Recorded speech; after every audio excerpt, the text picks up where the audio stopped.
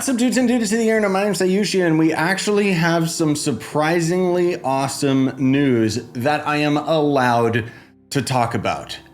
It's been a while. There's been a lot of things going on behind the scenes with the Trove creator program, where they've been letting a lot of us know about all of this exciting new stuff that's coming for July, because Trove's gonna turn 10, quote unquote. I've been playing this game for over 10 years, so I don't know where that number's coming from, probably the console launch.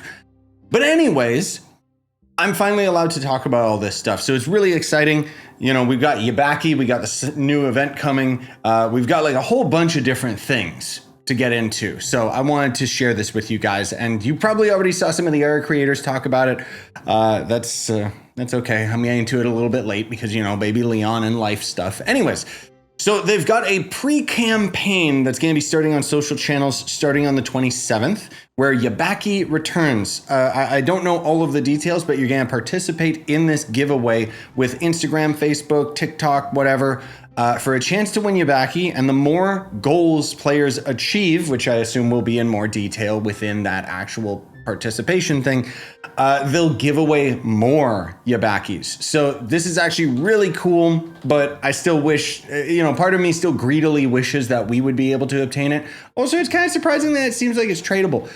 This is Yabaki, which is Shadow Gonda. It has a laser instead of creating infinite blocks. As of the moment I'm recording this, me and I think like 2 other people in the entire game have it. And the only reason that I have it is because somebody won it in one of the developer giveaways, and then they gave me the code to it, which was awesome because as far as I know, I don't think that person plays the game anymore. But not only with this actual like Instagram participation thing do you have a chance to win, you guys will actually be able to get Yabaki acquirable via in-game means that is tied to Sunfest. Kind of takes away the gratification of the rarity of this mount, but at the same time, that's freaking amazing. You guys will be able to get this guy through Sunfest. Sunfest is also going to end up being a month long. So they probably have like a bunch of stuff. I'm hoping that it doesn't mean the event is just simply stretched over the course of a month and instead actually has like a meaningful, fun gameplay mechanic or something that's going to end up changing by a weekly basis or something like that. But anyways, they also mentioned that the new community letter, so this is the Trove developer letter, where they end up talking about community feedback and, respond to our questions and stuff like that. That is scheduled for the 30th of this month, June, and it's going to share more info about Sunfest and Yabaki, with the Sunfest event starting July 1st, going to the 31st. And unfortunately, they do say it might happen a little bit later, like the event might start a little bit later on Nintendo Switch. So I don't think that's anything to do with the Switch 2 version of the game. I think it's just issues with the Switch version in general. My contact at the Trove content creator thing, I basically reached out and asked them about like Switch 2 development. Are you guys going to be able to use the Joy-Con as a mouse and stuff? And basically he just gave me I don't know.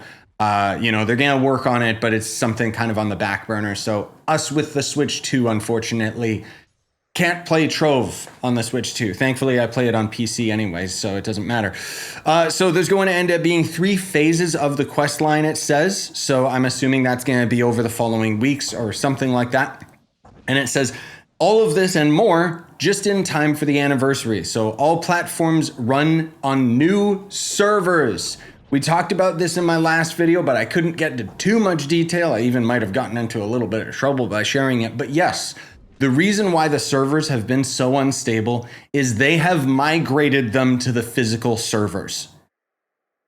I had a feeling that they already did that with PC yesterday, because I have noticed a substantial difference in terms of like just how the servers run and everything like that. So anyways, they do go on to say, they announced this back in April. The recent issues on PC are connected to the migration, and the team is doing its best to iron out those issues until the start of Sunfest. So there's still going to end up being some problems here and there. But generally speaking, for those of you that don't know, the Trove servers up until this point for many, many years have been on cloud servers, which explains a lot of the latency or lag issues, I should say. But now they're finally moving those on to physical servers, which should have a significant impact, not only just in the lag, but also a little bit of performance. Generally speaking, the other big thing that they've been working on in terms of performance is they are tweaking and adjusting and reevaluating hundreds of thousands of VFX in the game to basically make them cleaner. Because one of the problems that the original developers would end up doing back when they were making VFX for costumes and stuff, or taking it from modders and then putting it into the game, is they wouldn't clean them up. And so there's too much VFX that is redundant effects that is not really needed. So we saw like the Shadowhunters VFX were cleaned up more recently, and they're just slowly going through all of them, and hopefully it should end up having a big impact on performance. So they also mentioned that there's going to be some returning events. So every event stays for 1 week only, I'm assuming During Sunfest. So we're going to have the Lunar New Year event, the Marcatello is Missing event. Lunar New Year event 2024 is coming back, and Lunar New Year event 2025. Kind of weird. I'm assuming it's just going to be 2 separate quest lines that I guess is going to have 2 different rewards or something like that. And then, of course, Trials of Luxion is going to return. He's here right now, which I'm in the process of going through and probably going to stream it again tonight. But anyways, they also mention that on the 11th to the 20th in July, there's going to be 10 days of boosts.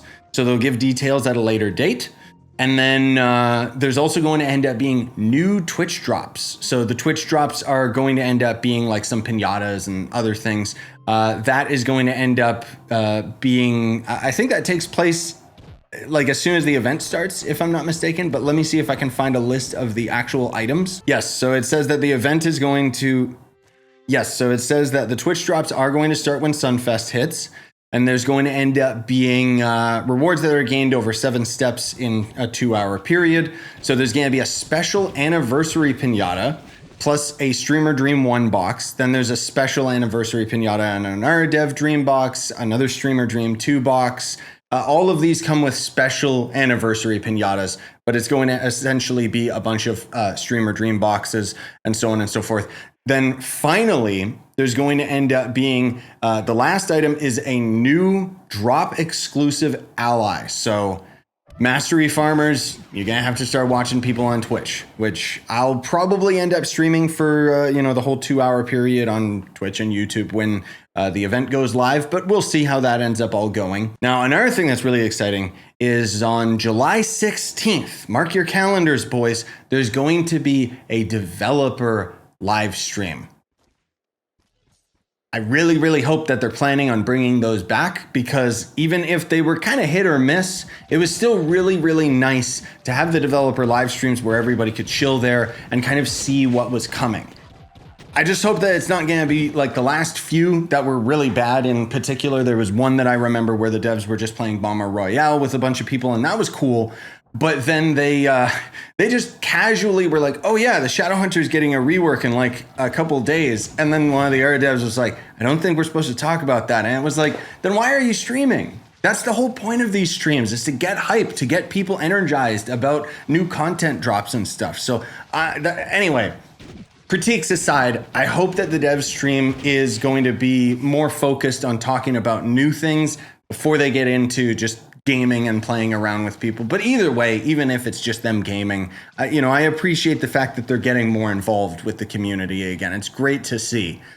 So they said that they're also going to share their media alert once it is ready for distribution. So Sunfest Quest info and all that stuff.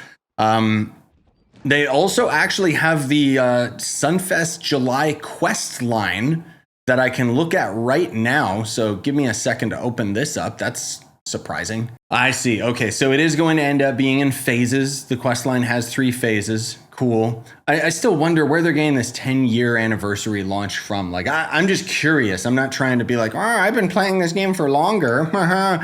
Technically, I probably started playing this game when it was in early access. Actually, the game has launched like 15 times. It launched out of early access on PC, then it went to Steam, and then launched again out of early access, and then it did that with the console releases as well. Anyways, I'm not going to go into too much detail with all this stuff, but I did think it would be interesting to show you guys this. You know, you can pause the video if you're interested in seeing all of the actual like details, but it looks like it's just going to end up being the Sunfest event. Typical stuff. Obviously, there's a lot to it with the fact that there's 31 different quest lines, which has me thinking that those 31 different quest lines are not going to be completed all at once. It's going to more so be in the phases, right? So I'm assuming, I could be wrong, that one of the quests will just abruptly stop and maybe be time gated to waiting until the next week or something like that. But anyways, that's all that they have to show there. Either way, really exciting stuff. I would have waited to post this video tomorrow, but I've already got some other videos that are planned for tomorrow, which is why this video is coming a little bit late in the day, and I'm sorry about that, but once again, dad life. Anyways, very exciting stuff. Glad that I can finally talk about all of this. Thanks for watching, gamers. Smash like, sub for more, buy the merch you want to support the channel. Have yourselves a wonderful day and look forward to getting your hands on the rarest mount in the game. Say bye-bye, Yabaki. You're not going to be the rarest mount in the game anymore, you stupid dumb thing. I wish that you ended up actually creating shadow blocks like they did back in the day instead of a stupid laser out of your dumb face.